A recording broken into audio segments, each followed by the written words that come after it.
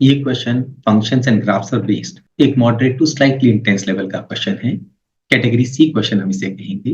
Late f and g be two functions defined by fx is equal to modulus of x plus modulus x and gx is equal to 1 upon x for x is not equal to 0। साथ में हमें fa plus g of fa की value given है किसी real value a के लिए और maximum possible value निकालनी है fga। नाउ यहाँ पर जो सबसे इंपॉर्टेंट चीज समझने की है वो है हम x की वैल्यू क्या क्या ले सकते हैं। fx इक्वल टू है इसके और gx इक्वल है 1 अपॉन x के for x not equal to 0। क्या हम x की वैल्यू कोई नेगेटिव ले सकते हैं? अगर हमने x की वैल्यू नेगेटिव ली, लेट अस से -3, तो यहाँ पर ये हो जाएगा -3 और -3 का मॉडुलस +3, हमारे पास ये वैल्यू 0 हो जाए। तो अगर हमने x की वैल्यू नेगेटिव ली तो fx 0 हो जाएगा और अगर हमने x की वैल्यू 0 ली तो भी fx 0 हो जाए। तो x की वैल्यू नेगेटिव या 0 लेते हैं तो fx 0 हो जाता है। और अगर हम x की वैल्यू पॉजिटिव लें, लेट अस से कोई एक नंबर हमने ले लिया है 3, तो 3 का मॉडुलस 3 और ये भी 3,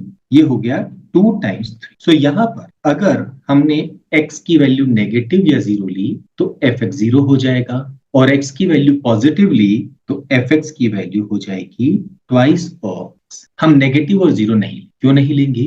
क्योंकि हमें यहाँ पर गिवन है f of a plus g of f, this is equal to 13/6। Now यहाँ पर क्या हम a को नेगेटिव ले सकते हैं? नहीं।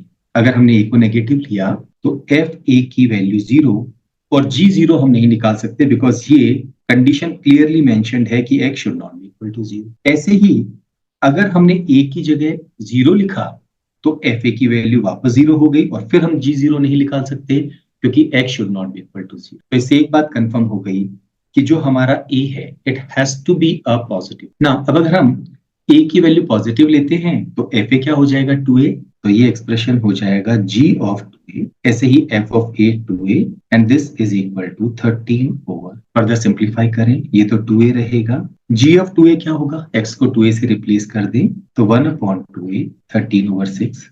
सिंप्लीफाई करें 4a square plus 1 upon 2a 13/6। 2 goes into 6 3 times, तो ये हो गया 12a square plus 3 is equal to 13a। हम 13a को राइट साइड लेफ्ट साइड ले जाएं, ये -30a हो गया। फैक्टराइज करें 12a square minus 9a minus 4a plus 3 is equal to 0। यहाँ पर हम कॉमन ले सकते हैं क्या?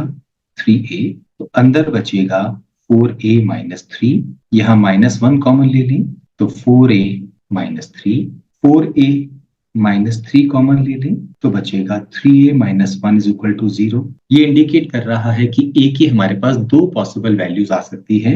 एक तो आ सकती है 3/4 और एक आ सकती है 1/3। हमें fga की वैल्यू को मैक्सिमाइज करना। नाउ fga, अगर हम यहाँ पर a की वैल्यू 1/3 पुट कर दें तो g 1/3 क्या होगा? यहाँ पर x की जगह 1/3 लिखेंगे तो ये हो जाएगा 1/1/3 या 3। किसकी वैल्यू होगी ये? GA की।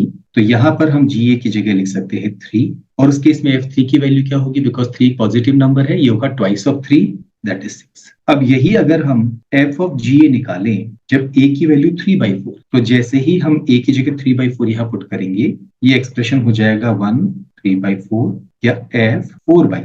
अगेन 4/3 पॉजिटिव नंबर है तो आंसर होगा ट्वाइस ऑफ 4/3 या 8/3। हमें मैक्सिमम वैल्यू पूछी गई है 6 और 8/3 में मैक्सिमम वैल्यू क्या है? 6। तो हमारे इस क्वेश्चन का आंसर भी क्या होगा?